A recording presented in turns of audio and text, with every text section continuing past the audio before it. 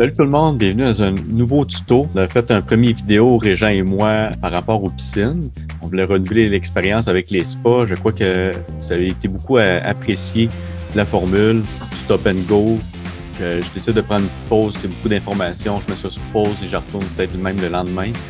Donc c'est un peu le même principe. On va revoir toutes les choses qui ont rapport au spa, du remplissage à l'entretien jusqu'à la fin quand on doit le vider et des trucs de pro qu'on a cumulés au fil des années, surtout Régent qui a beaucoup d'expérience dans le domaine. Donc, c'est avec plaisir que je vous présente une nouvelle vidéo sur les spas. Bon visionnement. Bonjour à tous, merci encore Régent. C'est un réel plaisir de renouveler l'expérience avec Backyard Brand et surtout toi. D'ailleurs, on te voit beaucoup sur les réseaux sociaux ces temps-ci. Là, je vois que tu aides beaucoup de monde aux quatre coins du Québec. Fait qu'on voit vraiment que tu aimes ça. Fait que ceux-là qui ne te connaissent pas, Régent, je vais te laisser te présenter. Parfait. Merci, Jonathan. En effet, mon nom est Régent. Je suis représentant pour Backyard Brand, qui ont fait les produits d'Azole Mineralux, qui sont entre autres à la boutique SMB. Mais avant tout, je suis quelqu'un qui est dans le domaine de la piscine depuis, j'approche ma vingtaine d'années, donc ça ne me rajeunit pas malheureusement. Et comme disait Jonathan, je suis un passionné de la piscine et des spas. Et surtout cette année, en 2021, on a énormément de nouveaux propriétaires de piscines de spa dans le domaine.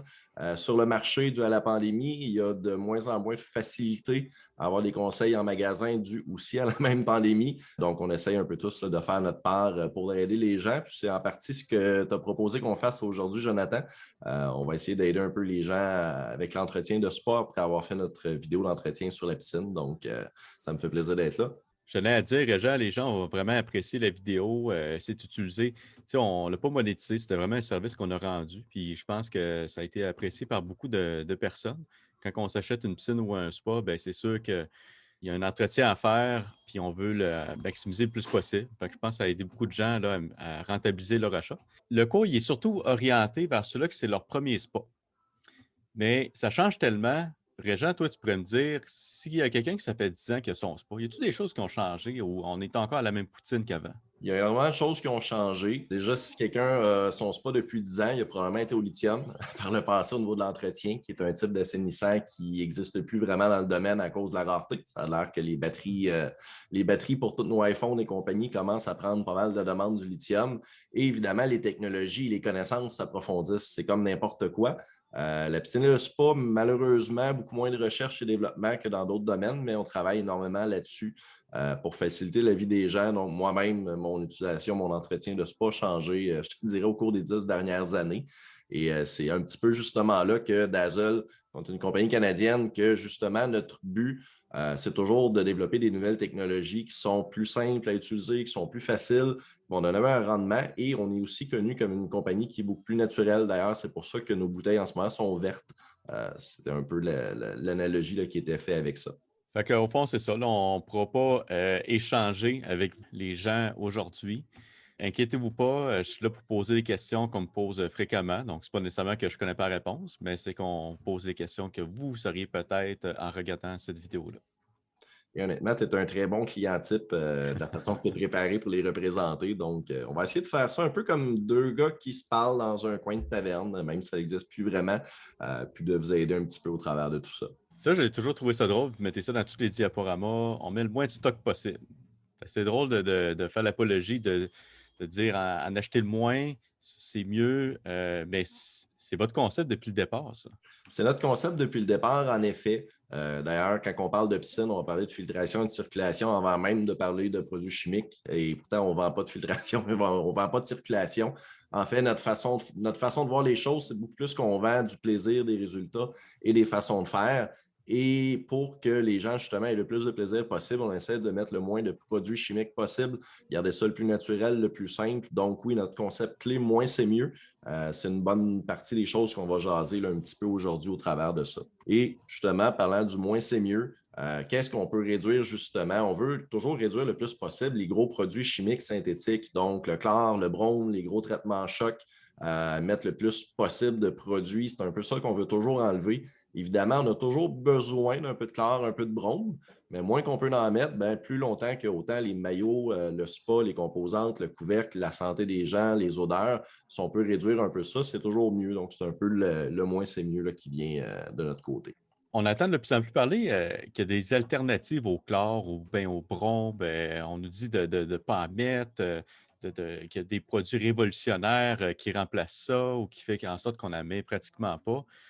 Pourtant, moi, à chaque fois que je vais dans une piscine municipale, un spa à l'hôtel, ben, il est tout le temps au chlore ou au brome. Pourtant, ces compagnies-là, c'est sûr, s'il y avait une alternative qui serait moins coûteuse, qu'on pourrait s'en passer, ils sauteraient dessus. Donc, c'est quoi qui se passe dans ce milieu-là? Là, on peut-tu vraiment se passer de brome ou de chlore? Y a-t-il des produits qui peuvent remplacer ça vraiment? En fait, la fin de ta première portion de question était un peu la bonne réponse. Quand tu as dû en mettre moins, oui, il y a beaucoup d'alternatives pour mettre moins de chlore, pour mettre moins de brome. Il y a des choses qu'on va présenter aujourd'hui, il y a des choses qui existent ailleurs sur le marché. Par contre, ça prend encore du brome, ça prend encore du chlore. C'est les deux seuls assainissants qui sont 100% sécuritaires et reconnus par Santé Canada. Par contre, si on peut en mettre moins pour avoir le même résultat, pour avoir la même protection, ça, c'est exactement ce qu'on veut parce que oui, c'est des choses qui coûtent peuvent être dispendieuses un peu. C'est les produits qui sont les plus chimiques, donc les moins naturels. Donc, on essaie toujours d'en mettre moins. Mais si quelqu'un vous dit qu'il y a une façon d'enlever complètement le brome ou le chlore de votre eau de spa, dites-vous que c'est à vos risques et périls et c'est pas approuvé de cette façon-là. Donc, c'est pas une bonne façon de faire. Peut-être un jour, on développera autre chose. Tout le monde cherche un peu comment le faire, mais on n'est pas rendu là technologiquement. Des fois, ça va être dit qu'on peut se passer de chlore, ça ne sera jamais écrit. Donc, En faites effet. attention à ça. Les paroles partent, les écrits restent ou quelque Ah ouais, chose comme ça qu'ils disent. Hein? je vais ça le dire, j'ai jamais dit ça. Exactement. Donc, avant d'aller plus loin, prenez-vous un bon café, des Tylenol avec votre petit popcorn. C'est un gros cours. Ça se peut que vous ayez mal à la tête, ça se peut qu'il y a beaucoup de contenu. Ça ressemble beaucoup à une première formation qu'on donnerait à un employé qui rentrerait chez nous. Donc, il y a beaucoup de contenu. C'est le but de la vidéo, hein, vous en donner le plus possible. Et inquiétez-vous pas si vous avez oublié des choses, si vous avez des interrogations après, vous pouvez en tout temps retourner sur notre chaîne YouTube. Ça va rester là. C'est vraiment pour le fun qu'on a mis ça là. Il n'y a pas de promotion reliée à ça. C'est vraiment pour vous. Donc, qu'est-ce qu'on va voir aujourd'hui? Il y a le remplissage, la maintenance hebdomadaire, vider son spa, mais aussi les trucs de pro de Régent. Et les questions, ben, comme je l'ai dit auparavant, je vais essayer de penser à des questions qui sont fréquemment posées en magasin. Des questions d'ailleurs que vous auriez peut-être en tête à ce moment-ci. Si jamais il y a des questions qu'on n'a pas parlé, que vous avez encore des interrogations, écrivez-nous à info@laboutiquesmb.com. On va vous répondre avec plaisir. Donc, Régent, c'est à toi. En effet, merci. On va y aller avec l'agenda. Donc, ce qu'on va aussi parler durant ce séminaire-là, c'est le choix de deux systèmes d'entretien. Chez Dassault, on fait deux systèmes d'entretien. On a les bouteilles vertes qu'on appelle le système botanique classique, mais version un peu plus naturelle que ce qu'on va retrouver souvent sur le marché. Et on a le Mineralux, qui est notre dernière technologie, même si maintenant, elle va bientôt fêter ses 10 ans d'anniversaire de technologie dans le spa, qui est toujours en croissance, donc qui est la façon la plus naturelle et la plus simple qu'on a d'entretenir un spa. Donc, on va parler un petit peu des deux façons. Rendu là, c'est un choix personnel, là, je vous dirais. On va vous poser un petit peu les pour et les contre là, de ces systèmes-là. Justement, on voit les deux gammes de produits. C'est le même fabricant, c'est vous qui êtes derrière ça. Si jamais, d'ailleurs, une petite remarque comme ça, que vous êtes habitué sur les produits diesel et que vous allez à votre magasin et que les produits de balancement, c'est marqué Mineralux dessus, il n'y a pas de problème avec ça. Vice-versa, vous êtes sur le Mineralux, mais à votre magasin, ça donne que c'est des bouteilles diesel pour votre pH, cette qualité. Inquiétez-vous pas, c'est tout compatible. Là. C'est vraiment le même fabricant qui est derrière ça. En effet, le produit à l'intérieur, surtout au niveau du balancement, est le même. On est dans une pénurie de beaucoup de choses, évidemment. Si jamais vous voyez un bouchon qui est rouge, qui est bleu, qui est mauve, qui a d'autres couleurs, on s'excuse, il n'y avait plus de bouchon vert disponible cette année. Donc, ce qui est important, comme dit Jonathan, c'est vraiment le contenu et non le contenant là, dans notre cas, surtout au niveau des balancements. Donc, le remplissage, évidemment, c'est l'étape 1. On le sait, vous venez d'acheter un spa, vous êtes excité, vous avez hâte de vous baigner, mais je vous le dis, vous n'embarquerez pas tout de suite dedans, à moins que vous soyez vraiment courageux, parce que l'eau de la hausse, souvent, va finir à 45 degrés Fahrenheit et non Celsius. Moi, personnellement, ça me rend un peu frisquet. Pour bien remplir son eau de spa, il n'y a qu'une seule bonne façon, c'est de prendre le boyau d'arrosage, le mettre dans l'écumoire ou où est-ce que les cartouches pour éviter ce qu'on appelle les poches d'air. Si on laisse traîner la hausse dans le fond du spa, que ça se remplit, souvent l'eau va monter, arriver au bon niveau et on a énormément d'air à l'intérieur. Donc, on met tout ça en marche et on est très déçus parce qu'il n'y a absolument rien qui fonctionne. C'est des pompes à eau et non des pompes à air là, qu'on a dans un spa. Donc, on va éviter les poches d'air de cette façon-là et on va protéger aussi nos équipements pour les faire tourner dans le vide à partir de là. D'ailleurs, même si on fait nos précautions, ça se peut que vous ayez quand même des poches d'air. On ne peut pas éliminer le risque à zéro. Ce que vous faites à ce moment-là, ben, vous avez des pompes, justement, qui, les autres, vont virer dans le beurre. Vous entendez une pompe, voyons, il me semble qu'elle ne pousse à rien. Ben, cette pompe-là, vous pouvez la saigner. Donc, vous prenez le devant de la pompe, vous avez une vis qui est dans le bas, en plastique, vous la dévissez et vous allez voir, il y a de l'air qui sort jusqu'à temps que ce soit de l'eau. Donc, quand vous avez un filet d'eau qui sort, vous le fermez. Sinon, vous avez un raccordement des pompes qui est sur le dessus. Celui-là aussi, vous pouvez le dévisser. Et juste un petit peu, juste pour dire que l'air sort et à un moment donné, oh, il y a un petit peu d'eau qui sort, parfait, vous revissez ça, vérifiez que tout est en ordre. Et là, votre spa, normalement, il va marcher numéro un. Vous allez même pouvoir activer les pompes et voir l'air qui va sortir de la tuyauterie. Excellent truc du pro. En effet, Jonathan, c'est des choses qui arrivent régulièrement de ce côté ici. Donc, on va regarder un peu les facteurs au niveau de qu'est-ce qui peut influencer notre eau. Le balancement de l'eau est important. Donc, qu'est-ce qui l'influence? On va voir la température, le pH, alcalinité, dureté, les métaux, les matières totales dissoutes. On va les regarder un petit peu rapidement là, pour voir qu'est-ce qui est à faire au niveau de l'entretien de l'eau. De ce côté ici, et surtout, quand on veut voir, on peut avoir des problèmes. Dites-vous que dans une voiture, on va dire tout ce qui baigne dans l'huile. Dans un spa, on va dire tout ce qui baigne dans l'eau. Si vous ne faites pas vos changements d'huile dans une voiture, vous risquez d'avoir des problèmes avec tout ce qui baigne dans l'huile. Si vous ne faites pas votre entretien de l'eau dans un spa, c'est le même principe. Donc, les jets, les chauffe-eau, les pompes, c'est toutes des composantes que si on n'a pas de bon entretien, ça peut augmenter les coûts de façon rapidement considérable. Donc, le petit peu d'entretien qu'on va vous expliquer, c'est quand même important de le faire de ce côté-ci. Puis c'est sûr que ça dépend de votre eau, mais c'est des choses qui peuvent arriver quand même assez rapidement. Moi, j'ai eu un client que son spa avait à peine 6 mois et on voyait que le tartre là, commençait. Là. Il était déjà rendu sur son chauffe-eau. Ça travaillait là-dedans. Donc, c'est sûr, ça dépend de votre eau. Mais oui, le fait de mettre des produits, là, vous allez éviter bien des problèmes. Ça peut arriver plus vite qu'on pense. J'ai fait cocasse, j'ai déjà eu quelqu'un qui est devenu mon collègue plus tard. Évidemment, il n'y avait pas l'information jadis, qui a brûlé 3 éléments chauffants en 3 jours. Donc, ça peut. C'est mon cas extrême. Salutations à mon ancien collègue que je nommerai pas de ce côté-ci. On le salue. Donc, ce qu'on va faire généralement, un bon test hebdomadaire, une fois par semaine, avec des bandelettes, avec des gouttelettes. Vous avez plusieurs petits kits d'analyse qui sont vendus sur le marché. Faire une fois par semaine, surtout au début, sur un nouveau spa, comme on dit toujours, une nouvelle bébelle. On est un peu moins au courant de comment ça fonctionne. Donc, vous pouvez tester une fois par semaine, même 2 fois par semaine à la maison, le temps de vous y habituer. Chlore, pH, alcalinité, c'est des choses qui se testent bien, qui se balancent bien à la maison, un coup qu'on a la main. Mais une fois par mois, idéalement, on va recommander d'emmener votre analyse d'eau en magasin afin de pouvoir analyser beaucoup plus large avec les logiciels d'analyse. Au fond, on a une fois par semaine le test de bandelette, une fois par mois le test d'eau réelle en magasin. Il existe comme une genre d'alternative sur le marché. Des fois, on va retrouver des machines pour les bandelettes. Et c'est à faire attention parce que là, on s'imagine que, ah, Colin, je vais avoir une machine comme au magasin, mais ça a plus été inventé pour les gens qui ont des problèmes avec la discernation des couleurs. Donc, si vous, la différence entre le vert et le jaune, si ça ne va pas bien, là, bien, la machine va vous indiquer un chiffre, c'est plus facile. Mais ce n'est pas les machines les plus précises. On s'entend qu'on parle d'une machine à environ une centaine de dollars versus le magasin qui a payé la sienne de 1000 à 2000 dollars la sienne. Donc, il y a une différence de ce côté-là. Et c'est normal que les premières fois, il ne faut pas vous sentir mal. Là, hey, ça ne fait pas encore un mois que j'ai fait mon test en magasin. Vous pouvez y aller. Là, ça peut être 2, 3 fois dans une semaine, peut-être même sur 2 semaines. C'est normal quand c'est notre premier spa, on est un petit peu plus, on n'est comme pas trop sûr, on a besoin de se faire rassurer. C'est normal. On s'attend d'ailleurs à avoir les clients qui sont à leur premier spa plus souvent. Donc, il ne faut pas vous gêner avec ça. De toute manière, pour vous, là, les clients du magasin, c'est gratuit. Régent, quand on parle de la machine du magasin versus des bandelettes, il y a une précision qu'on va aller chercher avec ça. Oui, ça va nous donner plus de paramètres comme y a-t-il des métaux, y a-t-il des phosphates et autres. Mais côté précision, ça a l'air de quoi?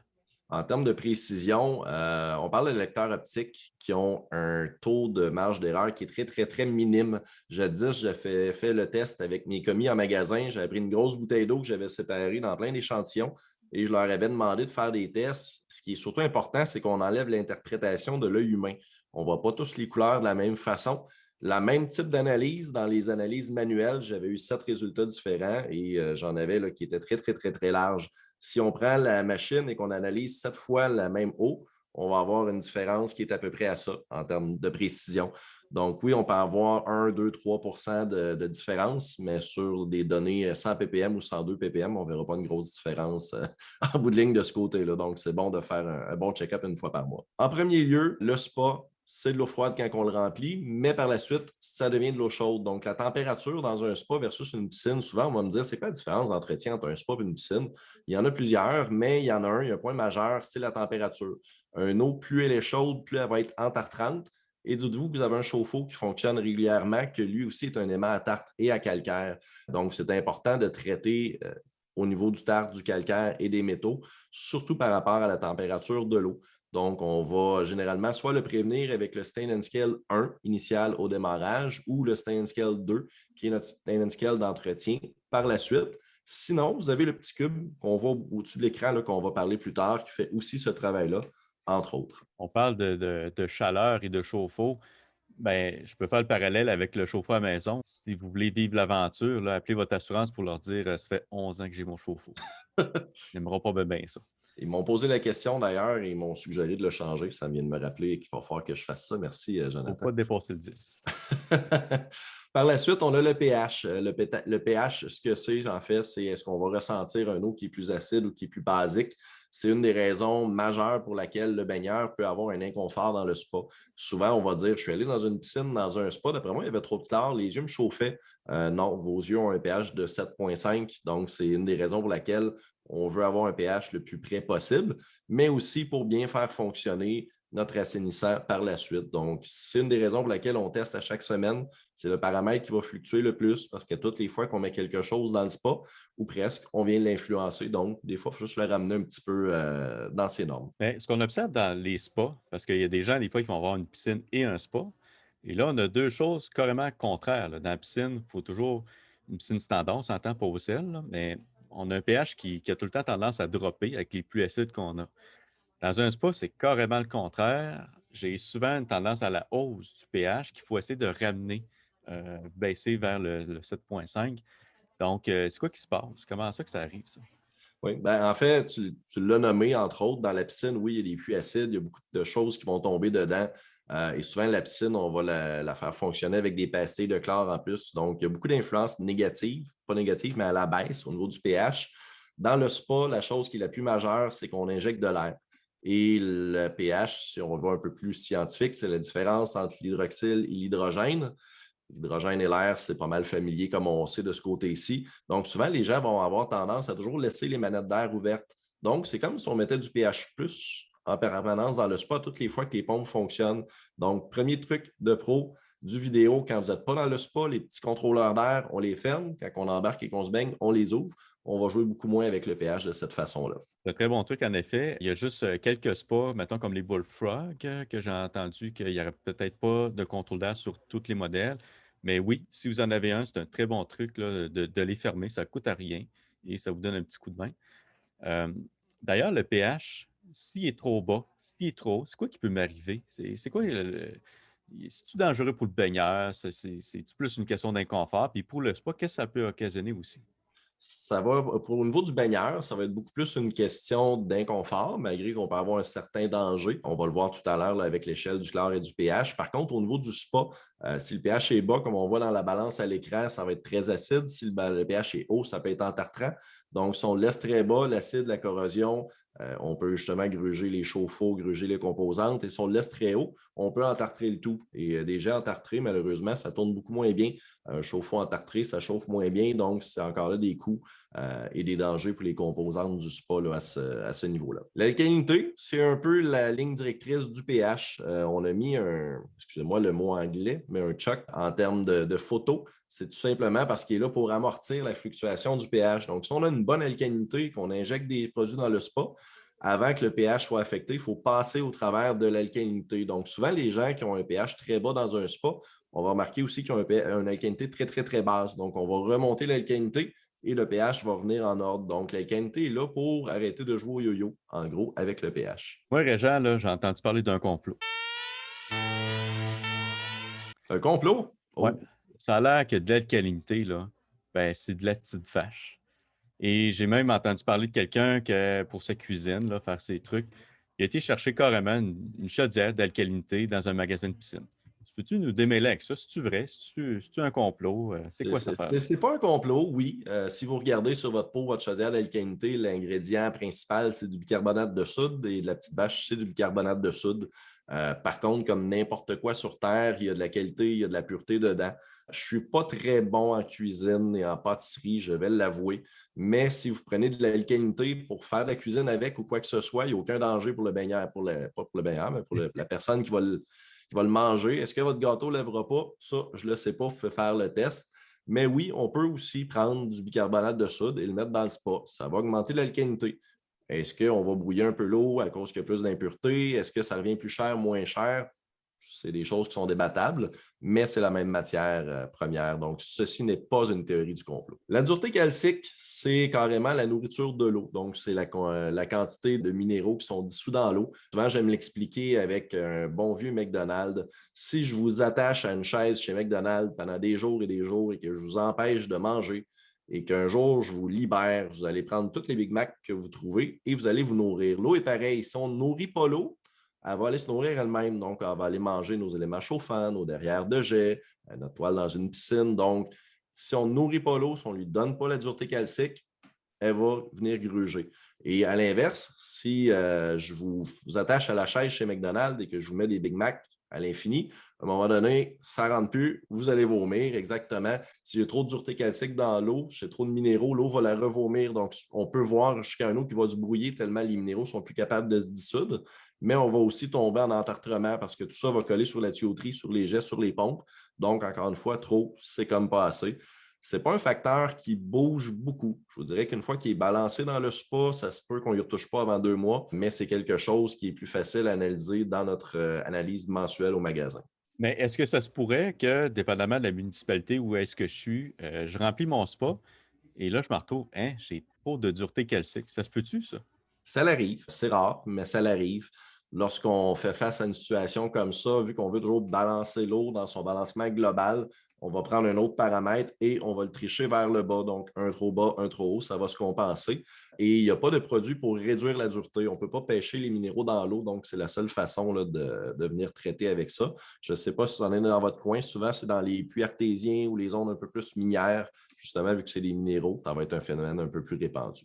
Ben, nous, c'est arrivé là, que c'est sûr quelqu'un qui a un chalet et qui ne peut pas prendre cette eau-là, soit parce que l'eau est peut-être pas conforme pour faire le traitement de son spa, ou carrément qu'il n'y a pas assez d'eau. Il ne veut pas vider son puits. Ben, à ce moment-là, on peut se payer un voyage d'eau, que là, on va avoir de l'eau, plus de la municipalité qui est traitée et tout ça. On peut faire ça aussi, ça reste une option. Et dernière question par rapport à la dureté. Souvent, on remarque que les bandelettes qu'on a sur le marché ne contiennent pas la dureté calcique, sont assez rares. Y a-t-il une raison à ça? Ben, de un, le réactif sur la bandelette n'est pas très précis. Souvent, quand vous allez voir une bandelette, là, ça va être 0, 50, 100, 250, 500. C'est un peu dur à gager de ce côté-ci. Et comme je disais, c'est un paramètre qui bouge très, très peu. Donc, on augmente le coût de quelque chose qu'on se sert peu. C'est un peu le raisonnement, là, je te dirais. Il y a certaines bandelettes qui les ont. Donc, quelqu'un qui habiterait loin d'un magasin, évidemment, je l'encourage à se trouver une bandelette qui va quand même lui donner une idée de sa dureté calcique. Mais ce qui va bouger le plus, c'est le chlore, le pH, l'alcalinité. Donc, c'est la raison principale pour lesquelles c'est ces 3 tests-là, généralement, qu'on va retrouver dans le test domestique. On va ensuite parler de métaux. Les métaux, super pratiques dans notre vie de tous les jours. Par contre, pas pratiques dans un spa ni dans une piscine. Des métaux, ce que ça va faire quand il y en a en trop grande quantité, ça va tacher, ça peut colorer l'eau. On peut avoir quelqu'un qui son eau part de super clair, il met un petit peu de chlore et en 20 secondes, le spa se ramasse vert, se ramasse brun, dépendamment de la couleur du métaux. Donc, ça tâche autant sur les baigneurs que sur les spas, malheureusement. Donc, les métaux, le moins possible, en avoir, toujours les retirer autant que possible et les traiter avec justement soit le Stain and Scale 1 et 2 ou d'autres produits comme le Cube Mineralux. Moi, j'aime moins cette diapo-là. Parce que dans le temps, là, on avait une belle fille avec les cheveux tout verts. Mais elle n'avait pas l'air trippée, la fille, là. C'est quoi le lien entre les cheveux verts et les métaux? C'est justement la coloration ou la décoloration, dans son cas des cheveux. Lorsqu'on entre un assainissant, donc soit un baume, soit un chlore ou un produit oxydant, le métaux, normalement, il est dans l'eau, il est en solution, on ne le voit pas.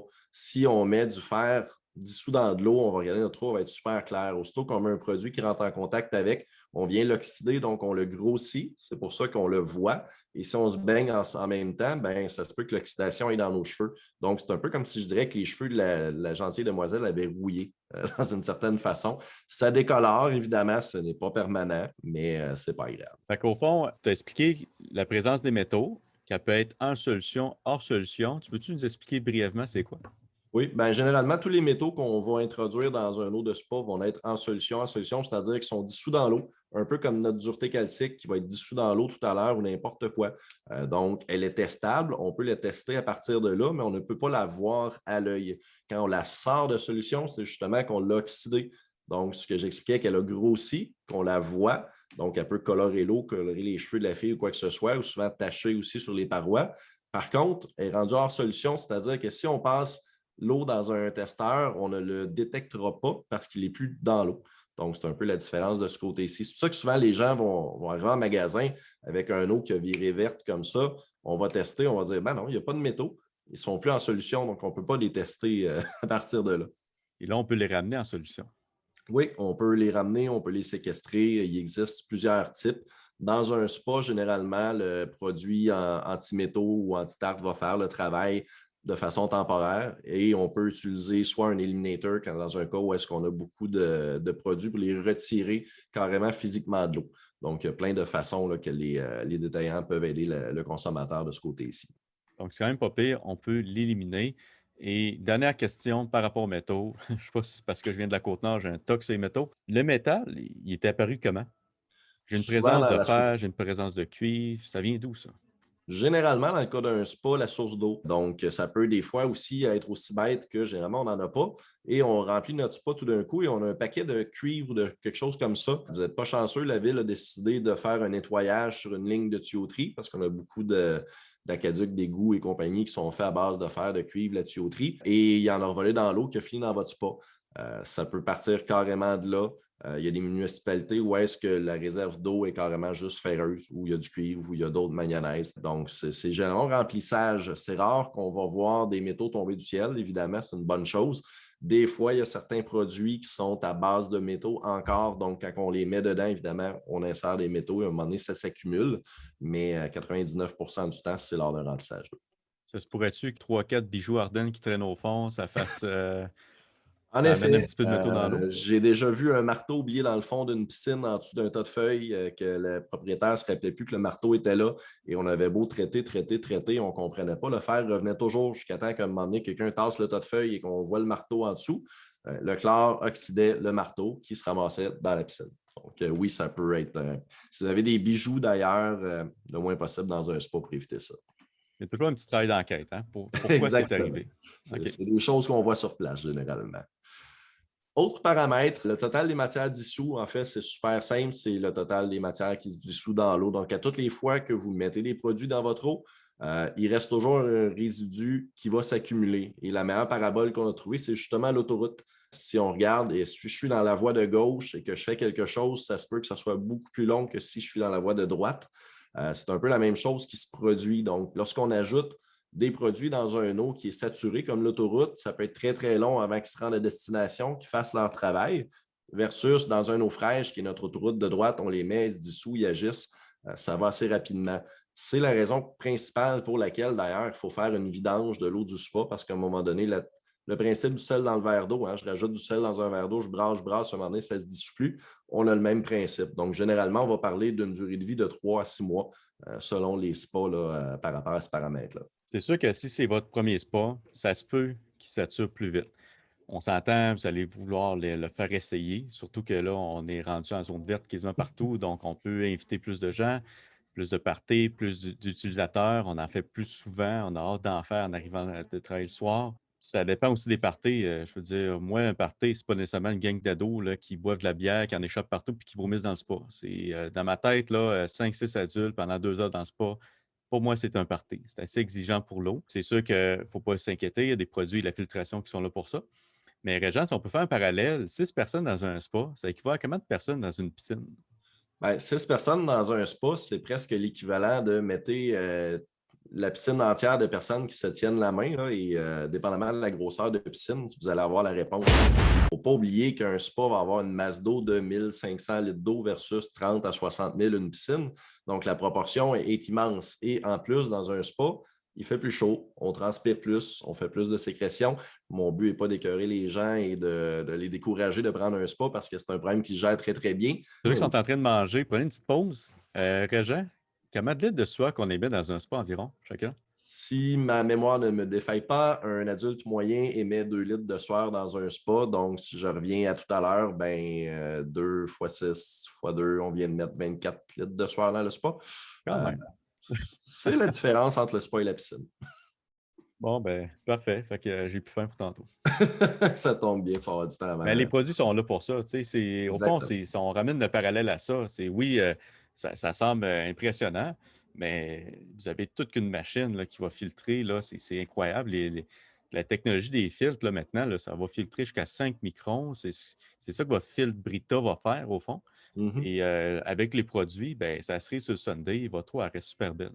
Exactement. Il ne faut pas oublier aussi que l'avantage du spa versus la piscine, c'est la quantité de fois que l'eau va passer dans le système de filtration et la facilité à faire bouger les produits. Vous avez une petite masse d'eau avec 50 jets qui brassent tout ça versus une piscine qui est immense avec 1, 2, 3 retours d'eau. Donc, il ne faut pas s'inquiéter. C'est quelque chose qui se traite très, très bien. Et ce qui nous amène un peu justement à notre prochain conseil, c'est d'essayer de réduire le plus possible. Et quand on dit réduire, ça a deux aspects. On va réduire la quantité de déchets dans l'eau, justement, après notre party. C'est un très bon moment pour utiliser un traitement à choc comme la Maze Plus. Mais on va aussi réduire la grosseur des déchets qui sont à l'intérieur et les produits qu'on va avoir besoin de consommer. Le traitement à choc de nos jours, souvent, on va utiliser des traitements à choc, ce qu'on appelle nous 2.0 versus dans le temps. Si on fait un parallèle versus il y a 15 ans, faire un traitement à choc, je mettais du chlore au complet dans ma tasse de café, puis je pitchais ça dans le spa.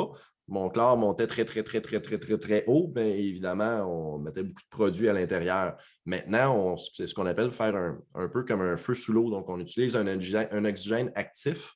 Et souvent, je vais dire, il y a deux sortes de feux qu'on va faire dans la vie, à part les feux de forêt, évidemment, qui est les feux accidentels, mais des feux qu'un humain veut faire. Il y a le feu au camping où est-ce qu'on pitch un paquet de bûches, qu'on boit de la bière, qu'on pitch le feu là-dedans et qu'on le regarde brûler. Et il y a le petit feu chez nous, bien tranquille, dans un foyer réglementaire.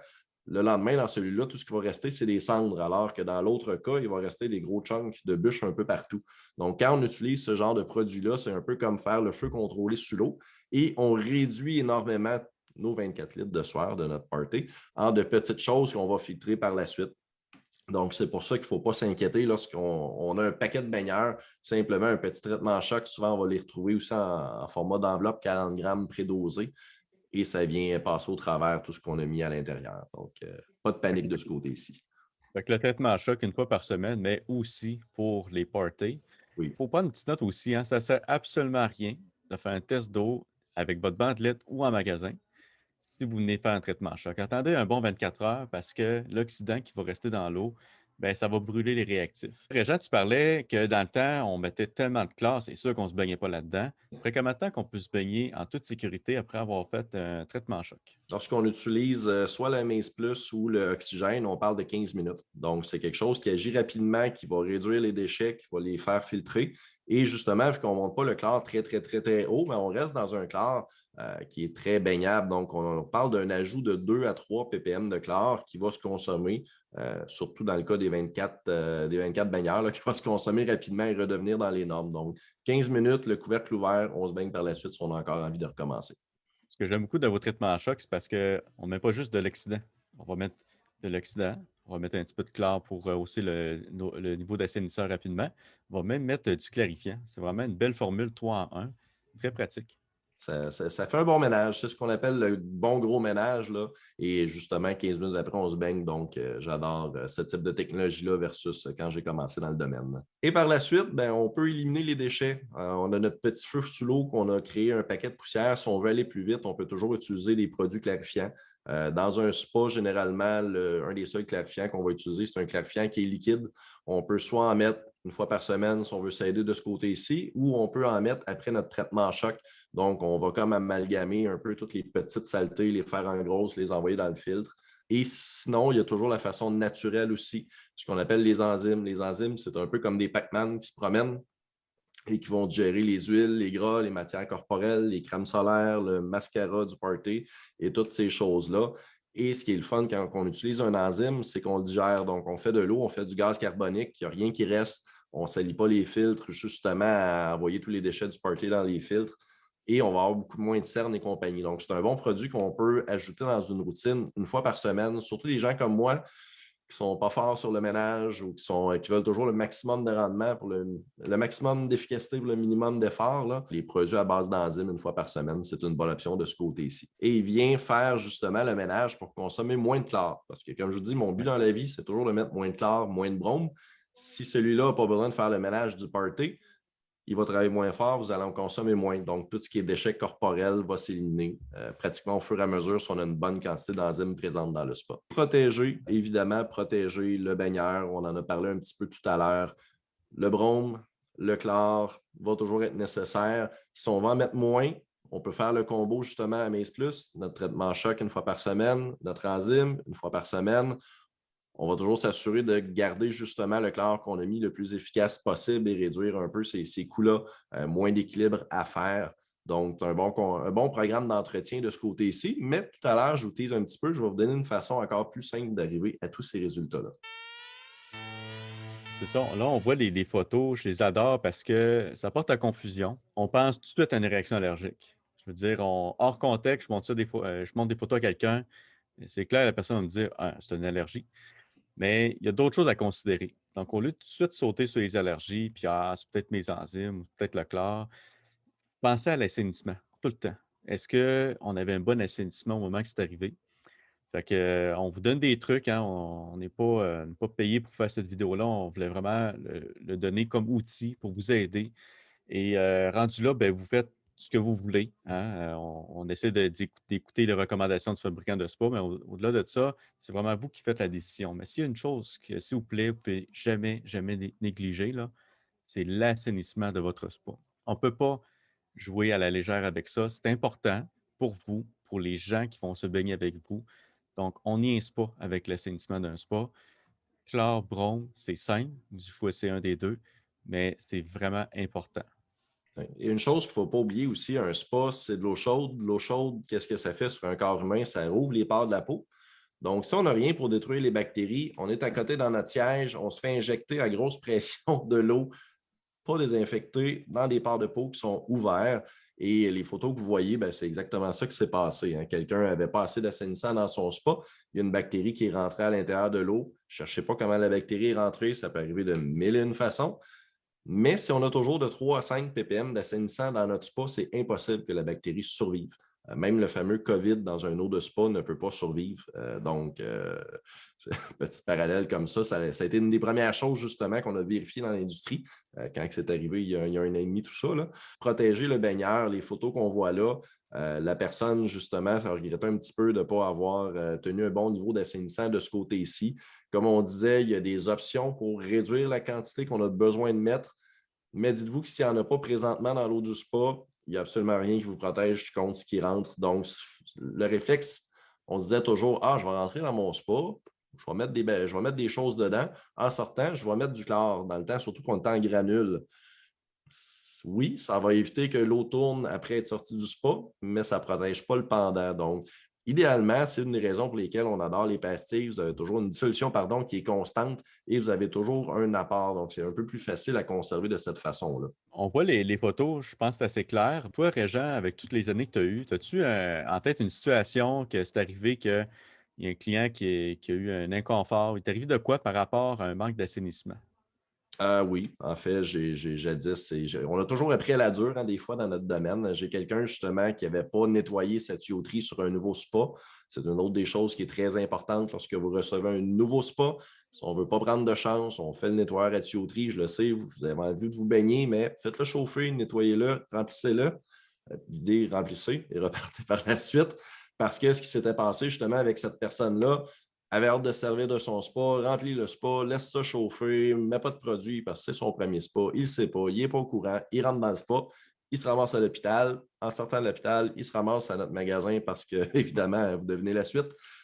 Donc, oui, c'est des choses qui peuvent arriver. Donc, si j'en ai vécu, ça veut dire que ça en est passé ailleurs aussi, là. Malheureusement, c'est pour ça qu'on fait ce genre de vidéo-là pour éviter le plus possible. Ben, le marché évolue, hein. Je veux dire, à un moment donné, l'industrie va y aller avec ah, pas besoin de faire ça. Tu startes ton spa, tu remplis ça, tu mets du chlore, puis c'est réglé. Là, à un moment donné, oh, il arrive des cas, OK, maintenant, la recommandation, c'est de nettoyer la tuyauterie. Donc, c'est pour ça que ça se peut qu'on fasse une vidéo l'année prochaine, puis qu'on ait d'autres recommandations.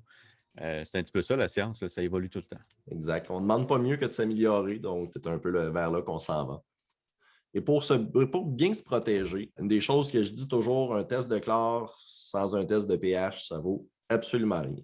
La charte qu'on a là, c'est l'efficacité du chlore ou du brome, ce qu'on va revenir un peu avec la différence plus tard, lors d'un pH. Si on regarde un pH à 7,5, ce qui est ce qu'on veut généralement, le chlore est encore efficace autour de 50 donc c'est le fun. Si j'ai 2-3 ppm, j'ai quelque chose qui me protège. Des fois, les gens vont me dire mon pH est juste un petit peu trop haut, là. Il est à 8, c'est pas grave, 8 ou 7,5.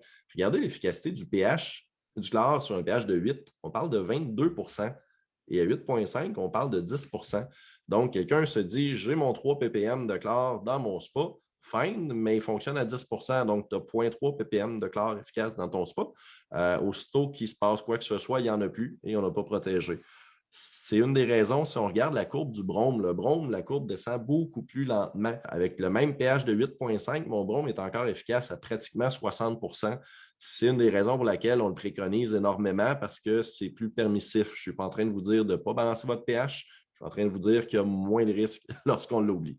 C'est ça, ça pardonne un petit peu plus si tu l'échappes. D'ailleurs, c'est pour ça que 90 pour cent de nos clients sont littéralement tout au spa. Il y a plusieurs avantages. Tu vois-tu d'autres avantages, Régent, à part la courbe d'efficacité, d'opter plus pour un versus l'autre? En tant que paresseux officiel, moins d'efforts, maximum de rendement. Deux choses, le brome, la dissolution est beaucoup plus lente. Donc, souvent, bien dosé dans un flotteur, un distributeur, on peut le faire durer durant une semaine versus la pastille de chlore, là, que quand ça fait 3-4 jours, elle est pas mal fondue. Donc, il faut aller plus souvent entretenir le spa au chlore versus au brome. Et il y a aussi le fait que le brome est moins acide que le chlore, donc va moins débalancer l'eau, donc moins de rebalancement à faire. Donc, pour toutes ces raisons-là, je favorise le brome énormément. On a le format granule, le format pastille. Souvent, je fais une référence à l'automobile. La pastille, là, c'est le cruise control. Par contre, si vous rentrez dans votre voiture, dans le garage, vous tournez la clé, vous partez le cruise control, je vais aller vous voir dans 3 heures, vous allez être encore dans le garage, hein. Il faut mettre le pied sur la pédale à gaz. C'est le granule. Donc, toute personne devrait avoir un petit pot de chlore en granule pour lorsqu'il a besoin de rehausser son niveau, soit après un party, puis traitement choc, peut mettre sa granule justement, le remonter, ou en démarrage, ou à un moment donné, on fait oups, j'ai oublié mon entretien pendant 2 semaines, j'ai besoin d'un boost. La même chose pour le brome. Lorsqu'on a nos passés de brome, toujours y aller avec la granule, monter notre niveau. Les passés sont là pour conserver ce qu'on a bâti avec l'autre. Donc, c'est la meilleure référence, je trouve, de l'automobile pour bien comprendre ça. Ben, j'adore la méthode qu'on combine les deux parce que justement, les pastilles, l'avantage, c'est que ça ne fond pas vite, mais c'est également leur désavantage. Donc, on met ça une fois par semaine, on essaie d'y pas toucher le plus possible et avec le granule, on peut venir l'augmenter rapidement. Si on veut faire une soirée dans le spa, on est rendu à 2 ppm, ben, on peut lui donner une petite pinette de granule. Là, j'ai une question. Je viens de m'acheter un spa, c'est un 5 places, j'ai 1500 litres, j'en mets comment des POC? Comment que je peux commencer ma feuille de route puis m'ajuster par la suite? Il n'y a pas de réponse magique à ça parce qu'évidemment, la consommation, la demande de chlore est reliée directement à la température de l'eau, l'usage des baigneurs, l'entretien qu'on en fait. Ce que je vais conseiller aux gens, c'est toujours un 1500 litres d'eau sur un système classique, donc avec les produits traditionnels. On en met 3, on fait un test aux 3-4 jours et on voit rapidement, oups, mon brome, mon chlore est très, très, très rapidement en train de monter. On en enlève ou à l'inverse, je suis toujours à zéro, il n'y en a pas suffisamment. Donc, c'est quelque chose qu'avec les bandelettes, là, sur une période de 2 à 3 semaines, généralement, le consommateur est capable de rapidement voir son besoin à son spa à lui. Mais par contre, c'est une chose qui est importante aussi à garder en tête. Si on vient de recevoir le spa en plein été, justement, il y a les parties, il y a la famille, il y a la visite, il va consommer beaucoup plus que l'hiver en pleine semaine où ce qui fait moins 30 000 dehors et que vous n'êtes pas allé dans votre spa. Donc, essayez aussi d'ajuster un peu la consommation et la quantité de pastilles selon l'utilisation que vous en faites du spa pour éviter une accumulation de chlore ou de brome qui deviendrait beaucoup trop élevée. Donc, il y a une période de rodage, qu'on le veuille, qu'on ne le veuille pas, même si on fait les tests d'eau, même si on va au magasin, c'est quand même de mon côté d'observer mes habitudes. Et c'est un peu comme l'automobile. Je peux faire mes changements d'huile seulement au kilométrage, mais ça se peut-tu que si je ne roule pas beaucoup, après 6 mois, il faut quand même que j'aille faire un changement d'huile. Ça se pourrait. Je confirme qu'en tant que représentant sur la route, une année COVID ou hors COVID, la fréquence de changement d'huile n'est pas la même. Et je vais aussi faire une référence à quelque chose que tu aimes beaucoup, Jonathan, un barbecue. Oh. En été ou en hiver, ça se peut qu'on ne mette pas les brûleurs au même niveau pour garder la même température parce qu'il y a un facteur extérieur. Donc, c'est un peu le même principe là, dans le spa. Ben, beau avoir des bons barbecues, en effet, on est quand même affecté par la On n'est pas température. étanche à 100%.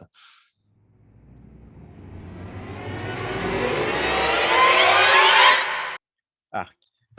Ça, là, si vous avez une piscine, vous craignez les algues. Vous avez un spa, c'est ça que vous devez craindre. On ne veut jamais connaître ça, on ne veut jamais voir ça. Fait que, Régent, je te laisse présenter ça. Si vous étiez en train de manger, prenez donc une petite pause. En effet, les algues dans la piscine, c'est quelque chose que chaque propriétaire de piscine va connaître dans sa vie. Le biofilm dans un spa, c'est quelque chose qui va toujours arriver, mais qui peut être contrôlé. Et c'est aussi la chose que lorsqu'on laisse aller, peut devenir le plus rapidement en dehors de contrôle. Le biofilm, c'est un peu ce qui est monté en 5 stades sur la photo. Donc, c'est des micro-organismes, des bactéries, des sueurs, n'importe quoi, qui vont adhérer aux parois du spa, mais souvent dans la tuyauterie. Vous avez une tuyauterie qui est très, très, très poreuse et vous essayerez de frotter l'intérieur de la tuyauterie dans un spa. Là, si j'ai jamais vu personne faire ça. On peut frotter l'acrylique, mais jamais la tuyauterie. Et ils vont se développer un peu ce que j'appelle les New-Yorkais. Donc, on va commencer par un petit étage, un autre étage, un autre étage. Et ça va devenir rapidement une ville de gratte-ciel que tout communique ensemble et que tout se protège. Donc, un biofilm, c'est pratiquement indestructible, pardon, avec simplement le chlore qui est à l'intérieur. Un coup que les New-Yorkais, la ville est rendue trop grosse, qu'est-ce qu'ils vont faire? Ils vont faire de l'étalement urbain qu'on appelle. C'est un autre principe qui est très, très parlé de nos jours. Votre biofilm va faire pareil. Il va aller s'établir dans votre spa, où ce que vos fesses, où ce que vous vous baignez. Donc, c'est littéralement des bactéries qui sont renvoyées par les jets. Je parlais tout à l'heure de mon consommateur là, qui est allé à l'hôpital. Ben, il y avait un biofilm qui s'était développé avant même qu'il reçoive son spa, parce que les compagnies, évidemment, mettent de l'eau pour les tester. Quand il a assis ses fesses dans le spa, le biofilm est allé se coller sur lui et c'est là que les problèmes ont commencé. Pour les contrôler, en fait, c'est super simple. Écoutez le vidéo 10, 12, 18 fois là, au complet, vous allez être un maître de l'entretien. Je fais des farces, mais un bon programme d'entretien va empêcher pratiquement complètement la présence et le développement du biofilm. Parce que si on ne laisse pas le premier petit New-Yorkais faire sa première maison, il n'attirera pas les autres. Si on veut s'en débarrasser, OK, il est arrivé une bad luck. Je suis parti en vacances 2, 3 semaines, puis j'ai complètement oublié de mettre mes produits d'entretien. J'arrive devant le fait accompli et j'ai du biofilm dans le spa. Donc, les signes avant-coureurs, hein, on dirait des bouts de morve qui flottent sur l'eau. Mes parois sont visqueuses. Et en plus, quand je retire mon fil, j'ai plein on dirait de la glu qui est sur le dessus. Fait que j'ai vraiment plusieurs choses qui me prouvent que j'ai peut-être à faire un biofilm. Je fais quoi? Je fais juste flusher mon spa, puis je remplis ça. Merci, bonsoir, tout est réglé. C'est une bonne façon de finir à l'hôpital. La première étape, évidemment, tu en as parlé, le filtre est rendu visqueux. Dites-vous que le filtre, c'est les poumons du spa. Enlevez vos poumons, vous allez voir que votre corps humain fonctionne un peu moins bien. Donc, on nettoie le filtre, pas juste à la hausse. On prend les produits nettoyants pour vraiment venir les désengorger, les nettoyer comme il faut. Et par la suite, il y a la tuyauterie. Il existe différents types de nettoyeurs à tuyauterie qui sont à utiliser, mais juste vidanger l'eau. Vous allez juste changer l'eau au-dessus qui passe dans la rivière à côté de New York et vous n'avez rien affecté. Donc, nettoyer le filtre, nettoyer la tuyauterie. Dans des cas d'exception, ça se peut qu'on ait 2 ou 3 procédés de nettoyage de tuyauterie à utiliser afin d'en venir à bout. Mais là, ça, c'était des cas un petit peu plus exceptionnels. Là, si vous l'avez échappé pendant 2 heures, nettoyez vos cartouches, un bon nettoyage du spa, on remplit, on choque avant de se baigner pour que l'eau va avoir retourné et on va être correct généralement là, de cette façon-là. On va avoir du moins ramené le biofilm au stade 1 ou 2, donc beaucoup plus sous contrôle. Et n'hésitez pas à aller voir votre conseiller dans votre magasin. Vous, c'est peut-être la première fois que vous voyez ça. Lui, c'est peut-être juste le 30e qu'il voit. Donc, un petit peu d'expérience derrière ça. N'hésitez pas, c'est gratuit en plus, tous ces conseils-là. En effet, j'ai déjà fait vécu une cliente qui était venue me voir en magasin. Elle a dit je suis plus capable de me servir de mon spa. Bon, il doit être brisé, les pompes doivent fonctionner, je ne sais pas. Non, elle me dit aussitôt que je rouvre mon couvercle, ça pue à mort. Donc, je suis mis un peu à jaser avec la cliente et ça faisait 7, 8, 9, 10 ans qu'elle avait son spa et jamais personne ne lui avait parlé du nettoyeur de tuyauterie. Donc, la tuyauterie des New-Yorkais n'avait jamais été nettoyée en 8 ans et on était rendu à l'étape de l'étalement urbain dans son cas. 2 nettoyages de tuyauterie avec le produit, un traitement choc plus tard. Elle est venue me voir, elle a dit merci, je peux maintenant me baigner. Donc, ayez pas peur. Allez en magasin, comme dit Jonathan, c'est des choses qui se traitent. On ne jette pas un spa à cause d'un biofilm. Tu sais, quand le commis, là, il vous demande pour votre test d'eau si l'eau a pu, là, c'est pas une question de jugement. Là. Il n'est pas en train de vous juger. Là. Il veut juste savoir, on a-tu un problème de désinfection, d'assainissement? Là? Exactement. Rehausser maintenant, une autre petite chose, le rehaussage, moi souvent je fais le parallèle avec l'air climatisé. On n'est pas obligé d'avoir un air climatisé, mais dans pleine canicule, c'est le fun, on s'entend là-dessus. Je l'ai vécu avec le télétravail. Avant, je me disais que l'air climatisé n'était pas nécessaire. Maintenant, l'air climatisé est un objet vital en été. Il y a plusieurs produits qui existent sur le marché pour ça. Un des deux on a soit encore une fois le Cube, je vais finir par vous en parler, et on a le Performance Plus. Donc, c'est une chimie de borate qui allie plusieurs choses. Donc, ça peut être un lubrifiant cutané qui va venir justement les personnes qui me disent moi, j'ai toujours la peau un peu plus sensible, même si je balance bien mon eau. Le lubrifiant cutané, l'effet de ça du borate va vous aider énormément. On va diminuer l'entartrage, on va diminuer les odeurs aussi. Donc, quelqu'un qui me dirait je veux que mon eau soit le plus douce possible, je veux le moins d'odeur possible, c'est un très bon produit à intégrer dans une routine hebdomadaire, ça aussi. Donc là, je vais faire une petite pause parce que je crois que le Minéralux s'en vient bientôt. Là, ce qu'on a vu, c'est que premièrement, c'est vraiment important d'assainir votre spa. Vous n'avez pas le choix, c'est au chlore ou au bronze. En plus, on a vu le balancement. Donc, on a vu que le pH, l'alcalinité, c'est important de s'en occuper.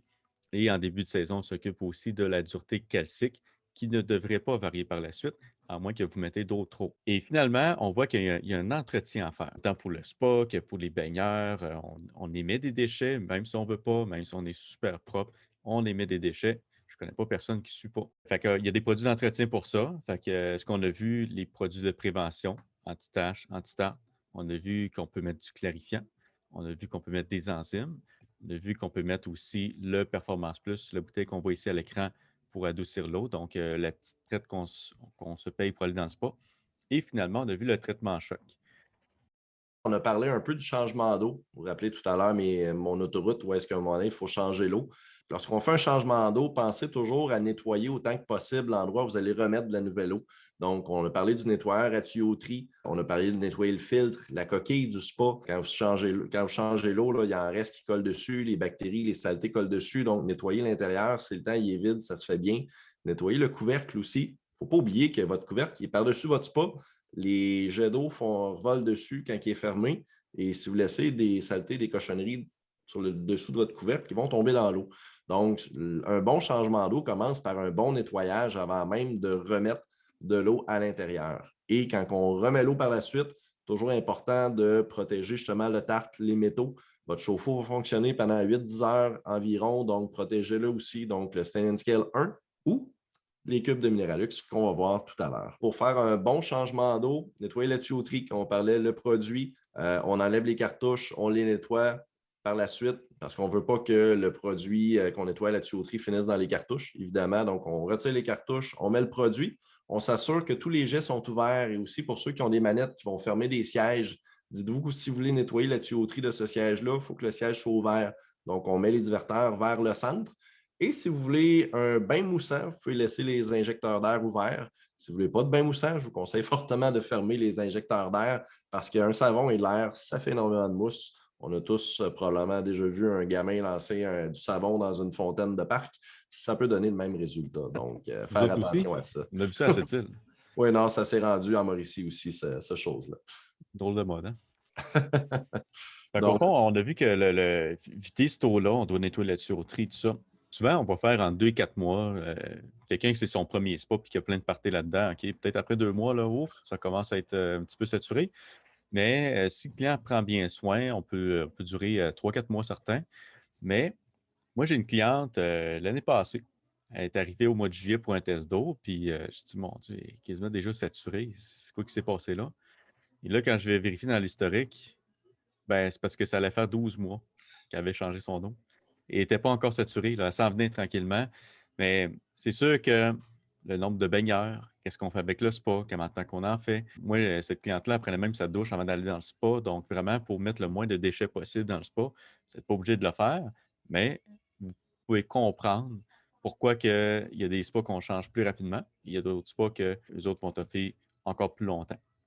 Exactement. Il n'y a pas de chiffre magique encore là au niveau de la vidange, mais avec votre test hebdomadaire en magasin, le magasin peut justement voir l'âge de l'eau qu'on parle, donc tester les matières totales et vous dire ça va encore, là, mais probablement que dans un mois, vous allez dû pour faire votre changement d'eau, donc à planifier, surtout en hiver, malheureusement au Québec, il fait un peu froid.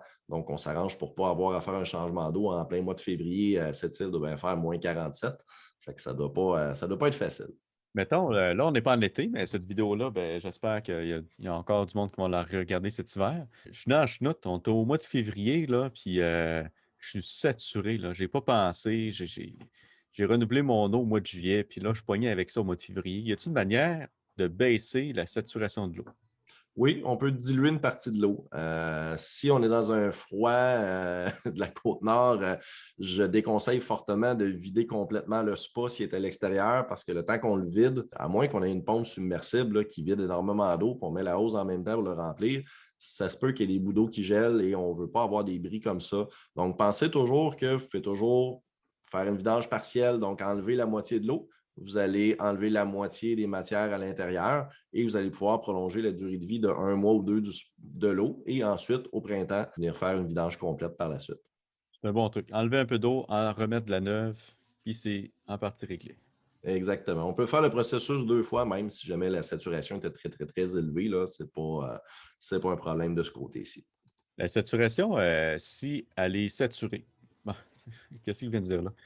On a dépassé le niveau de saturation acceptable. Et qu'est-ce qui peut arriver? Je veux dire, il y a quelque chose qui fait en sorte là, qu'à un moment donné, il faut que j'arrête de mettre des produits parce que l'eau Oui, est. parce que le principe du sel dans le verre d'eau que je parlais va se produire tôt ou tard. À un moment donné, l'eau va brouiller parce qu'elle est plus capable de dissoudre les matières à l'intérieur, donc les matières flottent. Et là, on va dire, il faut que je mette des produits pour la débrouiller, mais ces produits-là ne se dissouent pas non plus. Donc, on va observer une boucle sans fin de tentatives de résolution de problèmes infructueuses et on va dépenser beaucoup trop de dollars en fait en produits pour avoir un résultat qui est convenable. C'est pour ça qu'on est mieux de vidanger, réchauffer. Souvent, les gens se disaient je ne veux pas changer mon eau parce que ça va me coûter une fortune à réchauffer. Dites-vous qu'un chauffe-eau, bon, ça fait longtemps que je n'ai pas fait les calculs, là, mais dans mon temps, on parlait de 35 sous de l'heure. Hydro-Québec doit être rendu à 40 sous de l'heure. Il va fonctionner pendant 10 heures. Ça vous a coûté 4 le réchauffer. Si vous entêtez pendant 3 semaines à mettre des produits, le calcul se fait assez rapidement. Là.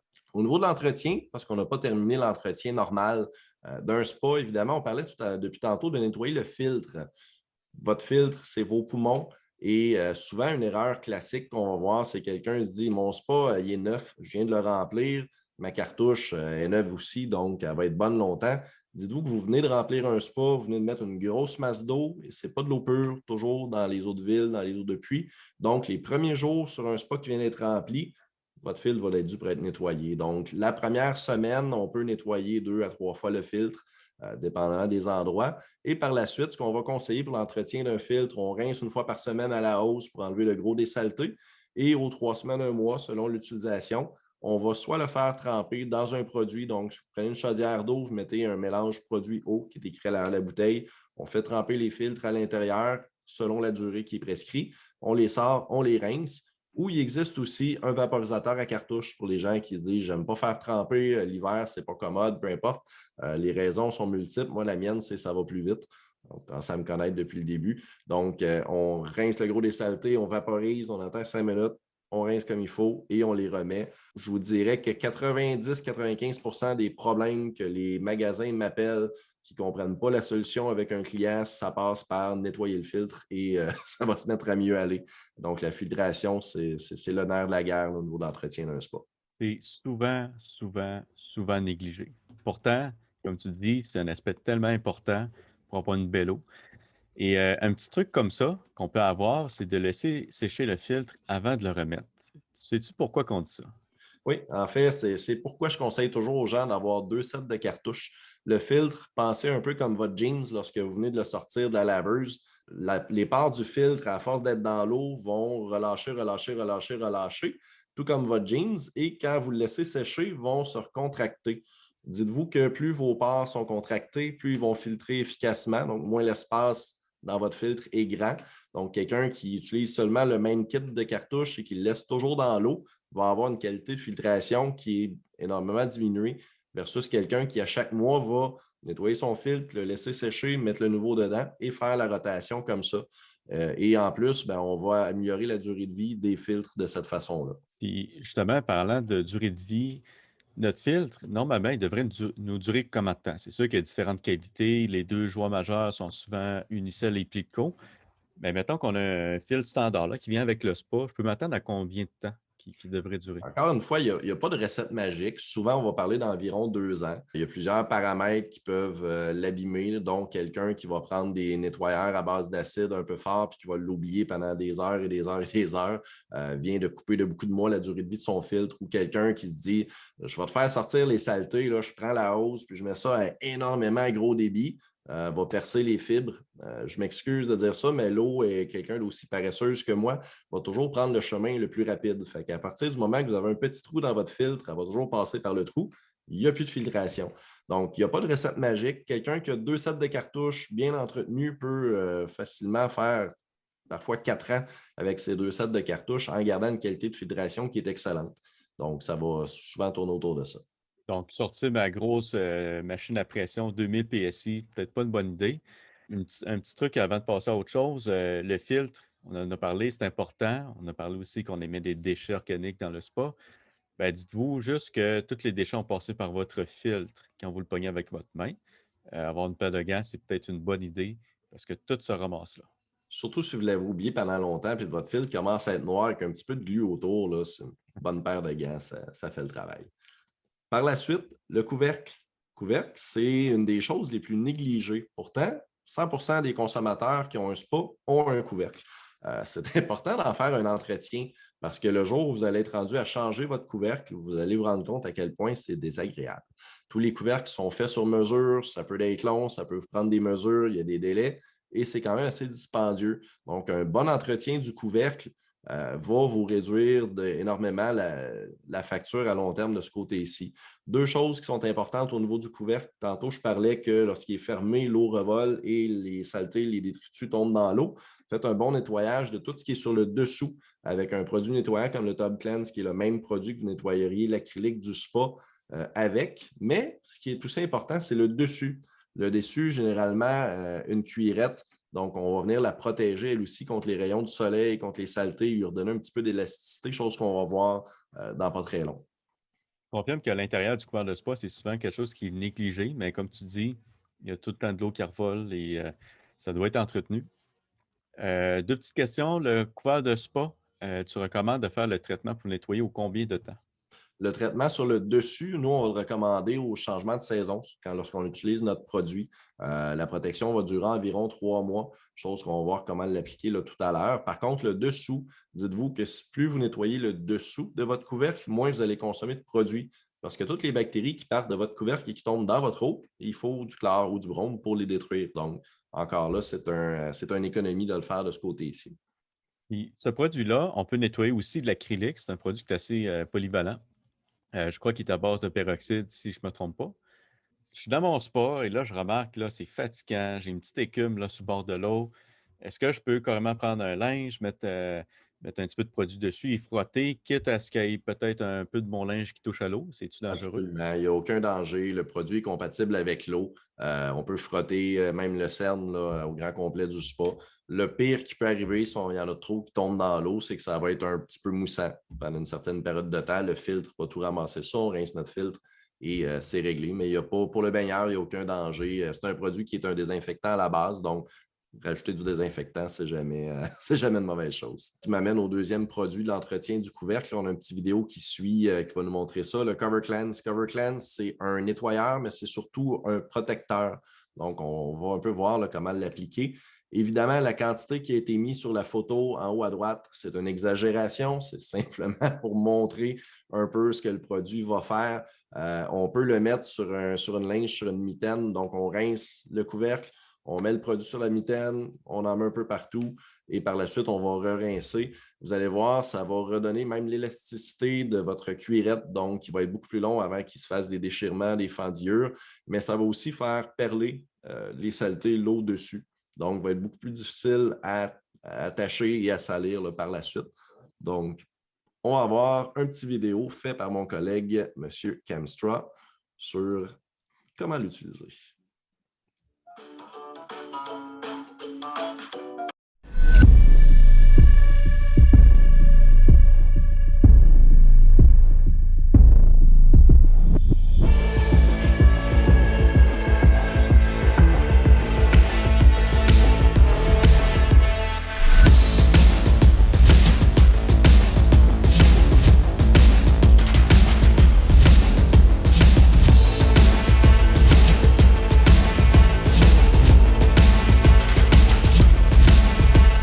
Vite fait, bien fait. Oui, et c'est... Oups, excusez-moi, j'ai toujours la misère avec Ah, ça. j'ai compris. On va résumer un petit peu quelques trucs qu'on a donnés. Toujours fermer les manettes d'air quand on n'est pas dans le spa. Vous pouvez aussi ouvrir le couvercle de temps à autre quand vous ne vous baignez pas pour le laisser aérer. On a oublié de le mentionner. Il ne faut pas, par contre, venir fou et se dire je vais toujours laisser mon couvercle ouvert. On est l'été, donc ça ne changera pas beaucoup pour le chauffage. Mon spa va être plus facile à entretenir. Non, ouvrez-le un petit peu, laissez-le respirer. Si vous le laissez toujours ouvert, les saletés, le pollen, surtout ces jours-ci, chez moi, il neige blanc. Mais il fait 30 dehors, donc c'est le pollen qui se promène, ça tombe dans le spa. Et aussi, si vous lisez le manuel du propriétaire, chose que personne ne fait, donc c'est pour ça que je vous en parle, ça dit qu'une exposition prolongée de l'acrylique au soleil peut créer des micro-fendillures. Donc, ce n'est pas bon pour le spa, mais le laisser aérer de temps en temps. L'hiver, allez le voir. Est-ce qu'il fonctionne? Même si vous ne baignez pas pendant 3 semaines, là, allez le voir, il fonctionne. Oui, parfait, je l'entretiens, tout va bien. Si toutefois, vous avez un pépin durant l'hiver qui arrive à un bris, que le spa gèle, que vous levez le couvercle et que ça devient un bloc de glace, paniquez pas, c'est couvert par les assurances de la maison. Appelez votre assureur, c'est la chose suivante à faire. Évidemment, on ne fait pas exprès pour que ça arrive, mais c'est un autre petit truc comme ça. Toujours laisser autant que possible aussi les jets, les chutes ouverts. On veut de la circulation d'eau. Tout à l'heure, je vous parlais du biofilm des New-Yorkais. Si l'eau ne circule pas, bien évidemment, il y a une accumulation de bactéries et les produits ne se rendent pas. Donc, on court aussi après le trouble de ce côté-ci. Et pour les gens qui laissent fonctionner l'hiver, toujours avoir un plan B. Si vous manquez d'électricité ou quoi que ce soit, essayez toujours de prévoir un petit peu, soit connaître quelqu'un qui a une mini génératrice ou quoi que ce soit là, qui peut vous aider. Vous mettez une petite chaufferette en dessous du spa, une petite chaufferette à céramique en dessous du spa, on ferme les panneaux. C'est bien isolé, donc la chaleur va se propager. Il n'y aura pas de problème de ce côté-ci. Et s'assurer évidemment que le GFCI est fonctionnel. Donc, quelques petits conseils généraux d'entretien de ce côté-ci. Et puis, une petite note par rapport à l'étanchéité du couvert, parce on en a parlé. C'est pas un sous-marin, hein? C'est vraiment le but de votre couvert. On veut pas qu'il y ait de perte de chaleur. On le capsule le plus possible. Mais c'est pas étanche à 100%. Si vous fermez votre spa pour l'hiver et que vous arrivez au printemps, vous avez de l'eau dans votre spa, c'est normal. C'est pour ça d'ailleurs qu'ils vendent des capotes à spa, là, vraiment une bâche qui est faite pour empêcher l'eau de rentrer. Pourquoi que c'est pas 100% étanche? Ben, on l'a su, nous, il y a quelques années, une compagnie qui arrive avec un nouveau produit sur le marché. Là, on pense que c'est l'idée du siècle, là. Le couvert, il est étanche, pas rien qu'un peu. Il n'y a rien qui s'échappe de là. C'est scellé, c'est incroyable. Ben, c'est incroyable parce que si on ne l'ouvrait pas à chaque semaine, il se ramassait plein de moisissures là-dedans. Vraiment incroyable. Donc, oui, votre spa n'est pas 100% étanche. Il y a une raison derrière ça. Et comme tu dis, Régent, d'ouvrir le couvert une fois de temps en temps pour l'aérer, ben, c'est encore mieux. Exactement. Et là, maintenant, arrive le moment où est-ce que quand je vais avoir fini cette section-là, vous allez dire, mais Régent, Jonathan, pourquoi vous n'avez pas commencé par ça à la place de montrer tout l'entretien? Je vais essayer pour ceux qui commenceraient à moins aimer leur spa de vous faire retomber en amour avec votre spa. Une des choses qu'on m'a dit le plus souvent dans ma carrière quand j'étais en magasin, c'est: y existe-tu quelque chose que tu mets dedans et qui fait tout? Bon, on n'est pas encore rendu là, OK? C'est pas une femme de ménage qui passe à tous les jours quand vous mettez une pelule dans votre spa. Par contre, on a écouté justement un peu tous les commentaires des gens qui disaient: on peut-tu avoir de quoi de simple, de plus sain, de plus confortable? Les soupes chimiques, là, on m'a toujours dit: je peux-tu pas me baigner dans une soupe chimique? On vous a écouté et chez Backyard Brands, on est arrivé il y a bientôt 10 ans avec ce qu'on appelle le système d'entretien Mineralux. Mineralux, Jonathan, je pense que tu commences bien à le connaître là, de ton côté quand c'est populaire aussi sur la Côte-Nord. Écoute, c'est carrément un produit vedette. Une fois qu'on a touché à ça, ben c'est vraiment dur d'en revenir à d'autres choses. Moi, j'ai carrément des gens qui n'achetaient pas de spa parce que ils disaient l'entretien, ça me tente pas. Ça a l'air compliqué, là. Et jamais qu'on va bullshiter quelqu'un, OK? Jamais qu'on va dire: ah, il y a une formule magique, tu touches plus à rien. C'est pas vrai, ça. Mais, on va voir avec la diapo que tu as, là. C'est un produit carrément qui a bouleversé le marché et c'est pas pour rien. Je vais te laisser En effet. l'expliquer. À cette heure, quand quelqu'un me dit: est-ce que c'est bien de l'entretien, un spa, souvent je leur pose la question: est-ce que pour vous, 5 minutes par semaine, c'est trop? S'ils me disent oui, ben, vous n'aurez pas le temps de vous baigner de toute façon. Achetez-en pas de spa. Par contre, 5 minutes par semaine pour se baigner par la suite, c'est très simple. Donc, qu'est-ce qu'on a fait avec le système Mineralux? 3 éléments clés. Des minéraux naturels, évidemment, qui sont le cœur du système, qui est la plus grande avancée technologique de ce côté-ci. Un oxygène nettoyant, donc un sachet de traitement à choc qu'on parlait tout à l'heure. Et par la suite, vous pouvez le combiner avec le désinfectant de votre choix. Mais, comme on disait tout à l'heure, le brome reste quelque chose qui est beaucoup plus simple. Et là, je vais vous parler d'un système qui est ultra simple. Donc, prenez le désinfectant le plus simple pour aller avec. Ça va devenir beaucoup mieux de cette façon-là. Voyons un petit peu le cube. Le cube, ben, c'est une fusion de minéraux naturels qui va travailler un peu comme des aimants. Si vous avez déjà essayé de coller 2 aimants négatifs ensemble, vous avez trouvé que ce n'est pas facile, ça ne se fait pas très, très bien. On va un peu faire le même principe. Donc, en premier lieu, on va, de façon imagée, évidemment, charger votre paroi et vos tuyauteries de négatifs et on met tout ce qui est dans l'eau de négatif aussi. Donc, on va repousser. Si ça ne colle pas dans la tuyauterie, que ça ne colle pas sur le chauffe-eau, que ça ne colle pas sur les parois, les saletés se ramassent dans le filtre. Donc, beaucoup moins de travail à faire de ce côté-ci. On va réduire de cette façon-là la demande d'assainissement parce que ce qui n'est pas dans l'eau, on n'a pas besoin de le traiter. C'est un concept qui se comprend assez bien de ce côté-ci. Mais on va surtout optimiser le confort du baigneur. On va créer un massage qu'on appelle les microbulles de notre côté. Donc, on va augmenter la qualité du massage, mais on va aussi, je vous parlais tout à l'heure d'un rehausseur, vont faire cet effet-là. Quelqu'un qui rentre dans un spa Mineralux et qui ressort à la place d'un spa traditionnel où est-ce qu'on a l'impression un peu d'un assèchement de peau avec l'eau et le chlore.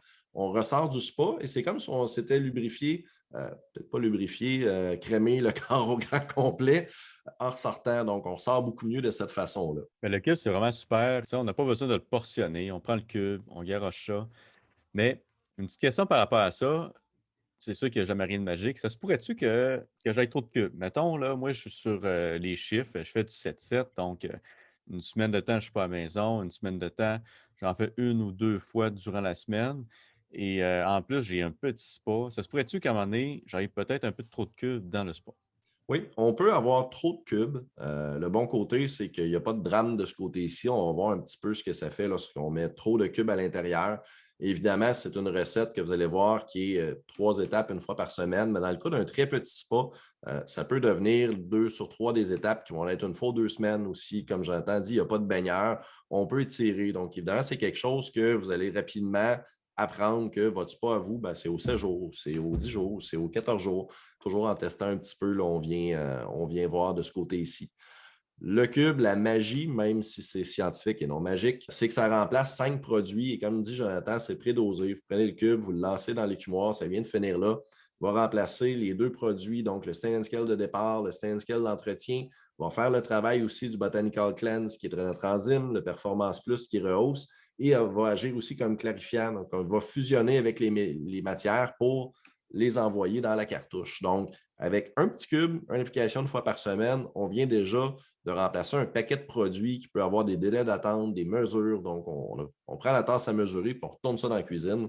On n'en aura plus de besoin. C'est super simple, mais c'est super efficace aussi, hein. Moi-même, mon spa à la maison, je le traite avec le Minéralux. Quand on frotte sur les parois d'acrylique, là, le squick-squick comme le fromage, là, on l'entend. Ça veut Squeaky, dire que squeak. la qualité de répulsion est là, là.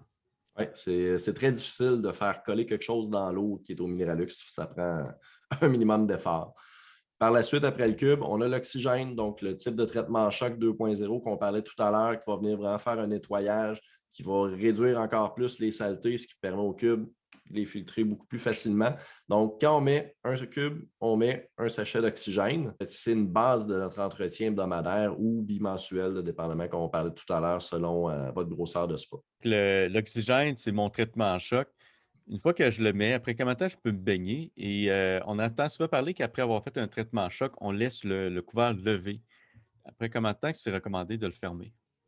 La réponse est simple, c'est 15 minutes les deux. On peut se baigner 15 minutes après l'application de l'oxygène. Donc, c'est le fun si on est sur une journée familiale où est-ce que tout le monde est dans le spa. On est l'heure de dîner, on applique l'oxygène, on va dîner, on sort, on peut se baigner. Ça peut aussi justement être utilisé comme traitement à choc. Tout à l'heure, on parlait lors d'un party que c'est bon de faire un traitement à choc. Il n'y a rien qui vous interdit de prendre un sachet de plus et de le mettre là, même si vous n'êtes pas rendu une fois dans la semaine de le mettre. Et le couvercle, ben justement, vu qu'on a beaucoup d'oxygène actif, c'est un produit qui est quand même, en étant doux, qui peut être fort un peu pour le couvercle, on va le laisser 15 minutes ouvert, donc on sort les odeurs, on sort ce qu'on a oxydé et on est prêt pour la baignade par la suite. À quoi s'attendre lorsqu'on tombe sur le système Minéralux? Parce que, évidemment, il y a beaucoup de nouveaux spas. Dans le cas d'un nouveau spa, ce n'est pas un phénomène qu'on va voir. Dans le cas de quelqu'un qui voudrait convertir un spa traditionnel à un spa Minéralux, chose que j'ai fait moi-même et je peux vous confirmer que tous les symptômes que je vous dis qui peuvent arriver sont arrivés chez nous, mais c'est une bonne chose. La première semaine, c'est le grand nettoyage. Je vous parlais que le cube empêche tout de coller, mais en plus d'empêcher tout de coller, il décolle. Donc, s'il y a du tartre, s'il y a du calcaire dans votre eau, s'il y en a sur votre chauffe-eau, ce que vous allez voir, c'est que ça va sortir des tuyaux et ça va aller dans le spa. Donc, conservez les filtres propres. Lors d'un changement d'un ancien spa sur un spa Minéralux, vous pouvez rincer vos filtres facilement 3 fois par semaine le premier mois. Par contre, vous allez voir que votre chauffe-eau, les coûts vont diminuer parce que le chauffe-eau est plus entartré, il fonctionne beaucoup mieux. Votre consommation de chlore va diminuer le confort. Donc, vous allez voir les avantages, mais il faut simplement comprendre que le tartre qu'on décolle de la tuyauterie, il ne disparaît pas magiquement, il va dans l'eau. Donc, il faut le filtrer de ce côté-ci. Quelqu'un, justement, tu parles, ça fait un grand nettoyage.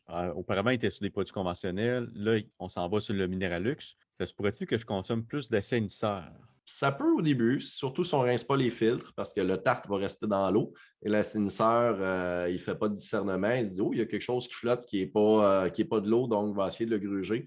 Donc, si on fait un bon entretien, on ne devrait pas voir ce principe-là, mais si on n'est pas vigilant sur les filtres, on pourrait voir une augmentation temporaire du besoin d'assainissement. Moi, j'ai vu quelqu'un qui s'est fait le contraire.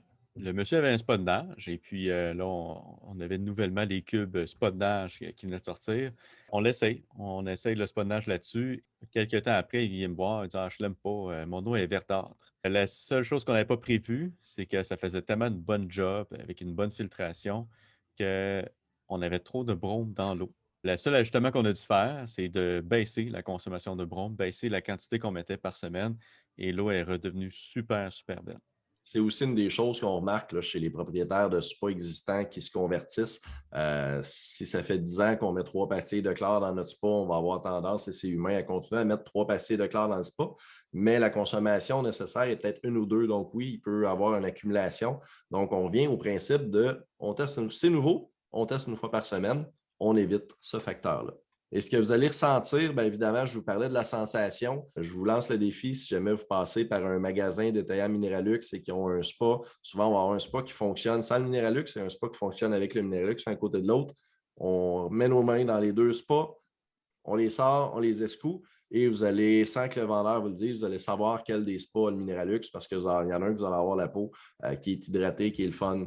Et aussi, vu qu'il y a beaucoup moins de matière dans le spa, l'odeur d'un spa Minéralux est améliorée. Comme on parlait, ben, réduit l'irritation de la peau et des assainisseurs nécessaires parce on a beaucoup moins de saleté à traiter. Donc, c'est un très, très bon combo là, pour quelqu'un qui veut miser sur la performance avec un minimum d'entretien.